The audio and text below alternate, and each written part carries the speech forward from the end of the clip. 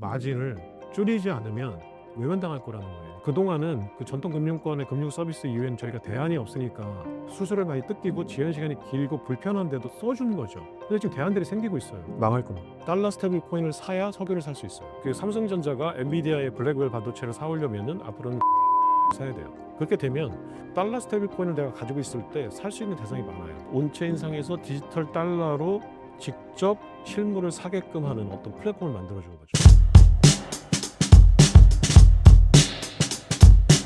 네, 안녕하세요. 경제 스토리텔러 김창익 작가입니다. 오랜만에 뵙고요. 더운 여름인데 시원하게 지내는 방법들 찾으셔서 좀 덜 피곤하게 지냈으면 좋겠어요. 너무 덥네요. 너무 습하고. 오늘 여러 가지 얘기해 보겠습니다. 반갑습니다. 같은 비트코인을 보유하고 있는데도 시간이 지날수록 투자 결과가 달라지는 이유는 무엇인가요?